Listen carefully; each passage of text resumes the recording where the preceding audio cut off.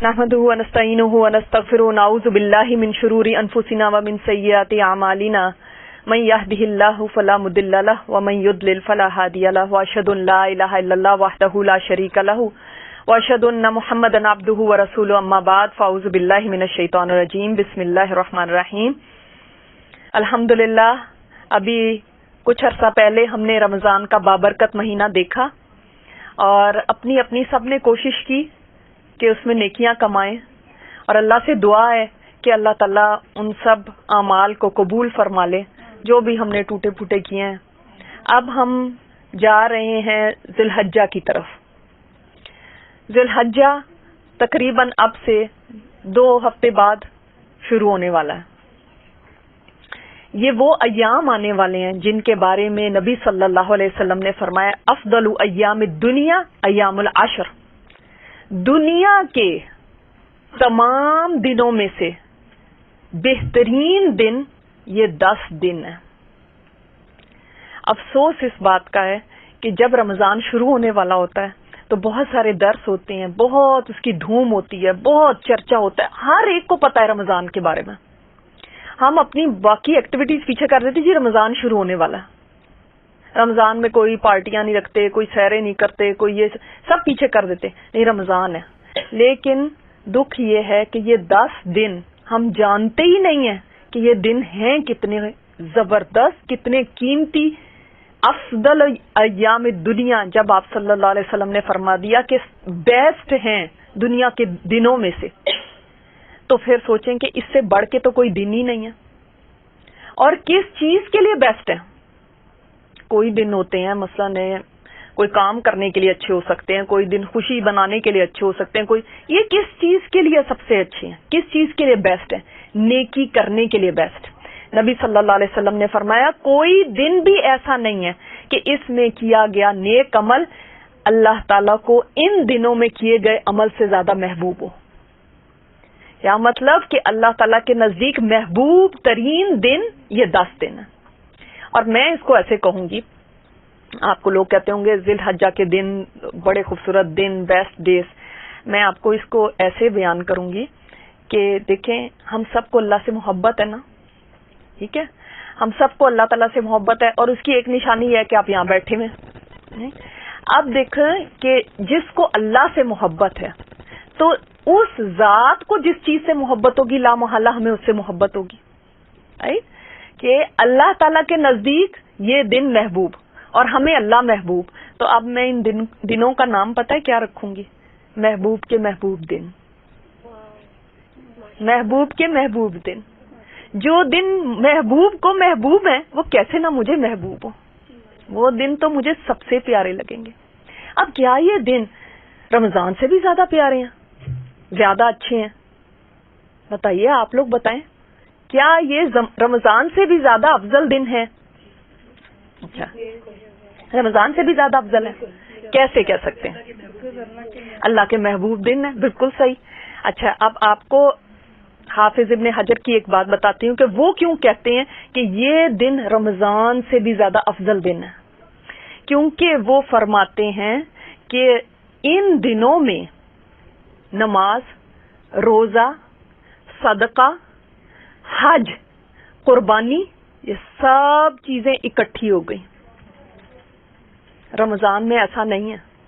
रमजान की जो आखिरी 10 रातें हैं वो बेस्ट हैं और दिनों में ये दिन बेस्ट है। समझ आ गई बात? दिनों में रमजान के दिन बेस्ट नहीं, दिनों में ये दिन बेस्ट है। और रातों में वो 10 रातें बेस्ट हैं। उन रातों में हमने क्या किया? जाग जाग के गुजारी, दुआएं करके गुजारी, बातें करके गुजारी। ये 10 दिन भी इसी तरह गुजारने हैं, ठीक है? इनमें देखें ये सारी चीजें फरमाया मिल गई। अल्लाह ताला ने इस्लाम का एक पिलर हज इन दिनों में रख दिया। आप सोचें ये कैसे प्यारे दिन होंगे फिर, कि अल्लाह ने इन दिनों का इंतखाब किया इस इबादत के लिए, हज की इबादत के लिए। और कुर्बानी, आप सारा साल बकरा ज़िबा करते रहें, हर दिन करते रहें, वो कुर्बानी नहीं कहलाएगा जब तक कि इस दिन ना किया जाए। जो यौमुन नहर है, باقی دنوں میں آپ کرتے ہیں، آپ عقیقے کے لیے کرتے ہیں، آپ صدقے کے لیے کرتے ہیں، یا آپ ویسے کھانے کے لیے کرتے ہیں، کوئی بھی قربانی نہیں کہلاتا، کوئی عبادت نہیں ہے.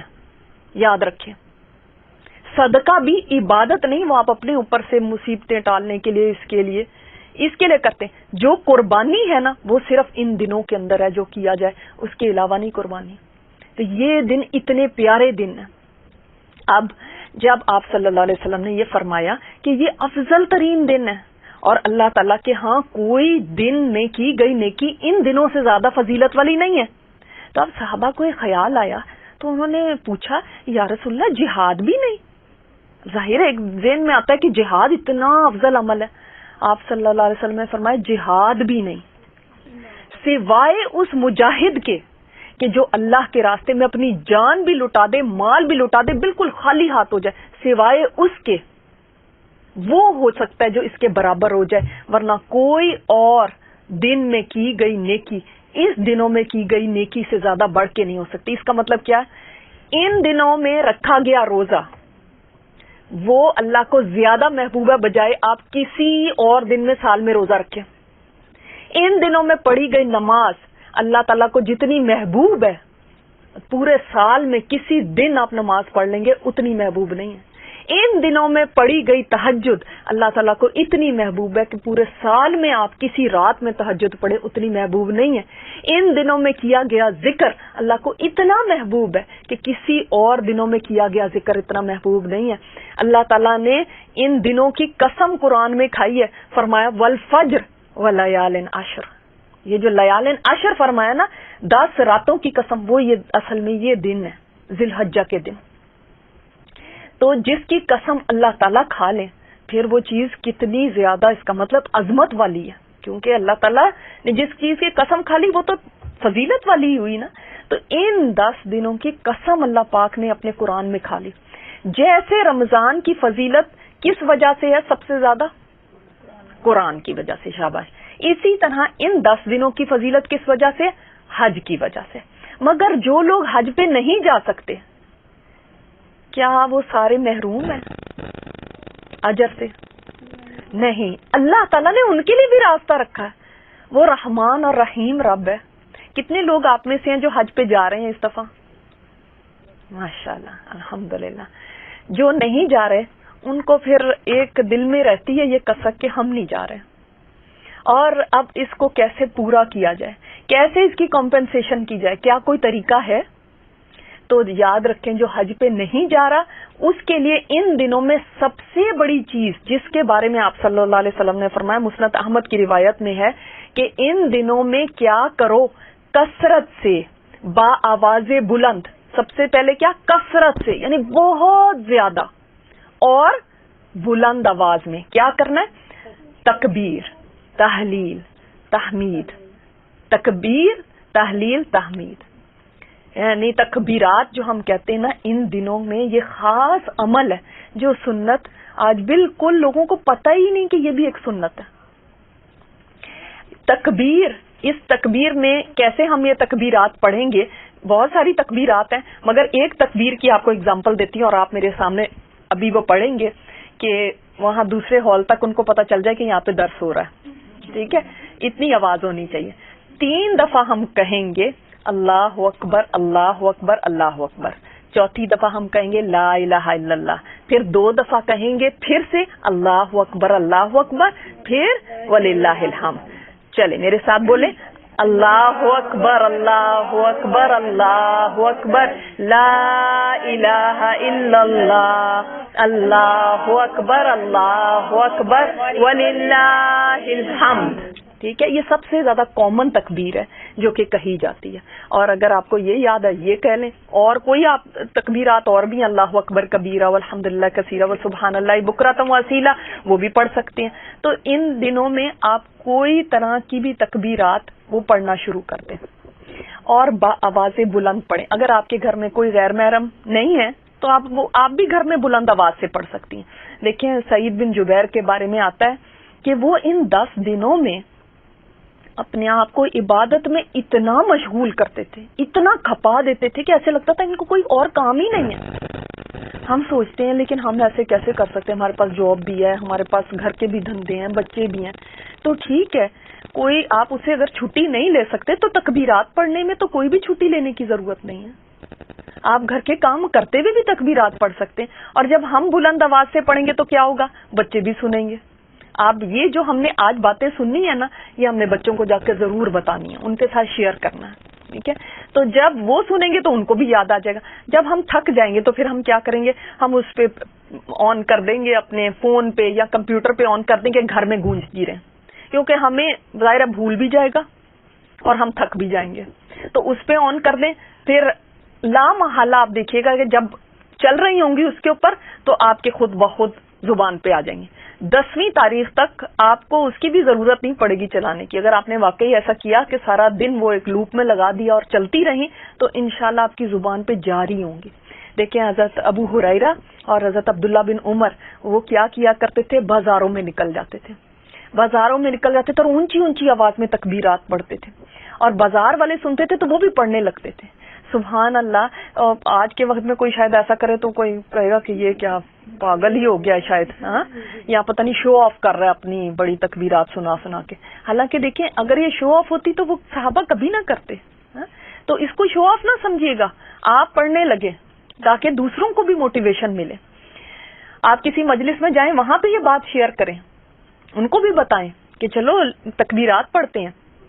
اور ابن عمر کے بارے میں آتا ہے جب وہ مینا میں ہوتے تھے, مینا کے دنوں میں یہ تکبیرات ہیں, یہ سارے ظاہر ہے 8 تاریخ سے مینا چلے جاتے ہیں, تو وہ وہاں پہ اتنی اونچی تکبیرات پڑھتے تھے کہ مسجد تک ان کی تکبیرات کی آواز جاتی تھی. تو مسجد والے پڑھنے لگتے تھے, جب مسجد والے پڑھتے تھے تو ان کی آواز بازار تک جاتی تھی, بازار والے پڑھنے لگتے تھے, اور جب بازار والے بھی پڑھنے لگتے تھے تو پورا مینا تکبیرات سے گونج جاتا تھا. سبحان اللہ, وہ کیا سما ہوگا, ہم نے تو کبھی آج تک سنا ہی نہیں ایسا. ہم نے تو یہ منظر اپنے گھروں تک میں بھی نہیں دیکھا کہ ہمارے گھر پورے گونج جائیں تکبیرات سے. اللہ تعالیٰ ہمارے گھروں کو ایسا بنا دے کہ ہمارے گھروں میں تکبیرات گونج جائے. چلو مینا نہیں ہم کر سکتے تکبیرات, تو ہمارے اپنے گھر تو اتنی سی جگہ تو ہماری اپنی کیپیسٹی میں ہے کہ ہم یہ کر سکیں.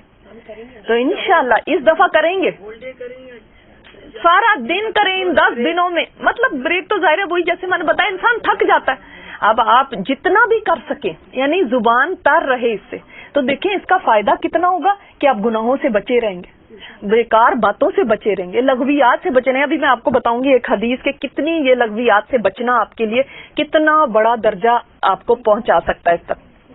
اچھا, پھر ان دنوں میں آپ صلی اللہ علیہ وسلم روزہ رکھا کرتے تھے. نبی صلی اللہ علیہ وسلم کا طریقہ کیا تھا, روزہ رکھنے کا, کہ 9 دن روزہ رکھتے تھے. ظاہر 10ویں دن تو عید ہے, اس دن نہیں رکھنا. تو ان 9 دنوں میں آپ صلی اللہ علیہ وسلم کا معمول روزہ رکھنے کا تھا. تو ہم نے پہلی سے یعنی جب ہم نے ابھی سے نیت کر لینی کہ انشاءاللہ تعالی ہم یہ 9 روزے رکھیں گے. کیونکہ روزے میں کیا ہوتا ہے کہ جتنی دیر آپ روزے میں, آپ عبادت میں ہیں, آپ عبادت میں ہیں نا, آپ کچھ نہیں بھی کر رہے, آپ سو بھی رہے, عبادت ہے. آپ کچھ بھی نہیں بول رہے, عبادت ہے, عبادت آپ کی چل رہی. تو اب ظاہر ہے ان دنوں میں ہم نے کوئی اچھا عمل کرنا ہے, تو روزہ تو مفت سمجھ لیں عبادت ہے. تو انشاءاللہ تعالی جیسے 21 تاریخ سے تقریباً شروع ہو جائیں گے یہ دن, تو پھر ہم روزہ ابھی سے اس کی نیت باندھ لیں. خاص طور پہ عرفہ کے دن کا روزہ وہ رکھنا بہت فضیلت کا حامل ہے. عرفہ کا دن ہی بڑا فضیلت والا دن ہے. عرفہ کے دن کی آپ کو پتہ ہے کہ کیا فضیلت ہے؟ کوئی مجھے بتائے گا یہاں پہ؟ آئی وش کہ میرے پاس آج پرائزز ہوتے تو اس پہ کوئز پہ پرائزز دیے جاتے. مغفرت ہوتی ہے اس دن اور دعائیں قبول ہوتی ہیں. اچھا, اور اللہ کا قرب حاصل ہوتا ہے. اچھا, اور عرفہ کا دن تو بہت بڑا دن ہے, آپ کو نہیں پتا؟ بخشش کا دن ہے, آگ سے نجات کا دن ہے. جی صحیح صحیح. اچھا, میں آپ کو نا 4 چیزیں بتاتی ہوں, آپ نے یاد رکھنی ہے اور شیئر کرنی ہے.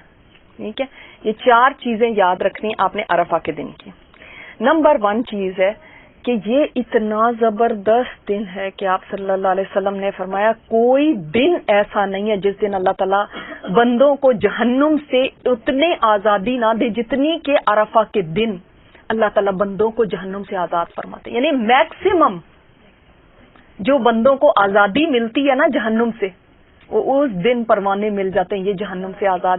یا اللہ ہمارا نام ان میں شامل کر دینا کہ عرفہ کے دن اس دفعہ کہ اللہ جن کو تو جہنم سے آزاد کرتے, اللہ ہمارا نام ان میں شامل کر دینا. تو کوئی دن اس دن سے بڑھ کے نہیں ہے جس دن آزادی ملے. تو یہ کتنا بڑا دن ہوا. جو لوگ عرفہ کے میدان میں جمع ہوتے ہیں تو ان کے بارے میں آتا ہے سبحان اللہ کہ اللہ تعالیٰ, حدیث میں آتا ہے اللہ تعالیٰ ان سے قریب ہو جاتا ہے. کیسے قریب ہوتا ہے یہ ہم نہیں جانتے اور نہ ہم اس کی تشریح کر سکتے, بس ہم یہ کہہ سکتے ہیں جیسے اس کی شان کے لائق ہے. بس اللہ تعالیٰ اس دن قریب ہو جاتا ہے اور اللہ تعالیٰ فرشتوں پہ فخر کرتا ہے اور فرماتا ہے دیکھو میرے بندوں کو کیسے میلے کچیلے ہو کے یہاں پہ آئے ہوئے, اے میرے فرشتوں بتاؤ یہ کیا چاہتے ہیں, کیا مانگتے ہیں. تو فرشتے کہتے ہیں یا اللہ یہ بخشش چاہتے ہیں. اللہ تعالیٰ فرماتے ہیں تم گواہ رہنا میں نے ان کو بخش دیا. اب ان کے گناہ چاہے بارش کے قطروں کے برابر ہوں یا درختوں کے پتوں کے برابر ہوں, اللہ تعالیٰ ان کو بخش دیتا ہے. اتنے خوش قسمت ہیں وہ. لیکن اب جو گھر میں بیٹھے ہوئے, اب ہم کیا کریں؟ ہر سال تو کوئی بھی نہیں جا سکتا حج پہ, کئی ساری زندگی نہیں جا سکتے, تو کیا کریں؟ اس دن کا روزہ رکھنے والے کے ساتھ اللہ تعالیٰ کا اس کو ایک بشارت ہے کہ نبی صلی اللہ علیہ وسلم نے فرمایا کہ اللہ سے امید ہے کہ اللہ تعالیٰ ایک پچھلے سال کے اور ایک اگلے سال کے گناہوں کو بخش دے گا اس ایک دن کا روزہ رکھنے کا. اور میں سوچ رہی تھی, کیلکولیشن کر رہی تھی, تو میں نے کہا کتنا کا ہمارا روزہ ہوگا, 14 گھنٹے کا 16 گھنٹے کا روزہ. صرف اس کے بدلے کتنے دن ہیں, 365 ڈیز ایک سال کے, 365 دوسرے سال کے, کتنے دن ہیں جن کی ہماری بخشش ہو جائے گی صرف اتنے سے گھنٹے کا روزہ رکھنے پہ. کتنا فضیلت والا یہ روزہ ہے کہ ایک پچھلے سال کے گناہ, اور یہ دیکھیں پچھلا سال ہمارا یہ اینڈ ہو رہا ہے, ذو الحج آخری مہینہ ہے, 21 دن رہ جائیں گے اس کے بعد, یعنی پورے سال کی ہماری جو کارکردگی ہے اس میں سے گناہ واش ہو گئے. اور آنے والا سال جس کے ہمیں بھی پتہ ہی نہیں ہم نے کرنا کیا ہے, میرے رب کی رحمت اتنی ہے کہ وہ فرماتا ہے یہ ایک دن کا روزہ رکھ لو, آئندہ سال کے گناہوں کو میں معاف فرما دوں گا. سبحان اللہ, یہ اللہ کی رحمت ہے کہ وہ ایک ماں سے بھی زیادہ مہربان ہے اپنے بندوں کے اوپر, کہ ابھی کیے بھی نہیں ہے میں نے ان کو بھی معاف کر دیا. یہ اس ایک دن کے روزے کی فضیلت. تو اللہ تعالیٰ فرماتے ہیں ان کو بھی میں نے معاف کر دیا, جو عرفہ میں جو وہاں پہ روزہ رکھ رہے ہیں ان کو بھی معاف کر دیا, کیونکہ عرفہ والوں کے لیے منع ہے وہ نہ روزہ رکھیں. جو حج پہ جائے وہ وہاں پہ جو لوگ ہوتے ہیں وہ نہیں روزہ رکھیں گے, جو گھروں میں وہ روزہ رکھ کے وہ بھی اپنی بخشش کروا سکتے ہیں, کیونکہ وہ دکھی ہوتے ہیں کہ ہم کیا کریں. تو ایک تو اس کا یہ ہو گیا کہ جہنم سے خلاصی, انسان کا روزہ رکھنا اس کی بخشش کا سبب بن گیا.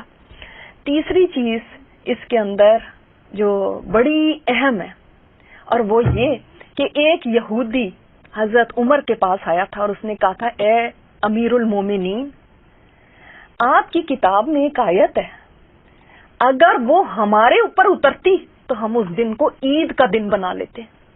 تو حضرت عمر نے پوچھا وہ کون سی آیت ہے؟ اس نے کہا سورہ مائدہ کی یہ آیت, الیوم اکملت لکم دینکم واتممت علیکم نعمتی ورضیتکم الاسلام دینا, کہ آج کے دن اللہ نے تمہارے لیے تمہارا دین مکمل کر دیا اور تمہارے اوپر اپنی نعمت تمام کر دی, تمہارے لیے اسلام کو چوز کر لیا, اس سے تمہارے لیے اسلام کو ایز دین اللہ تعالیٰ نے پسند فرما لیا. تو یہ تو وہ دن ہے, ہم کہتے ہیں نا اسلام ایک نعمت ہے, جس کو نعمت لگتی ہے سمجھ لیں یہ وہ دن ہے جس دن یہ نعمت تمام ہوئی تھی, جس دن یہ مکمل ہوئی تھی, جس دن یہ دین پورا کا پورا ہمیں مل گیا مکمل ہو کے. یہ اس کی سیلیبریشن ہے عرفہ کا دن جو ہے. یہ اکثر لوگوں کو نہیں پتا کہ یہ دن تھا. تو حضرت عمر نے فرمایا ہم تو اس کے اوپر آلریڈی عید کرتے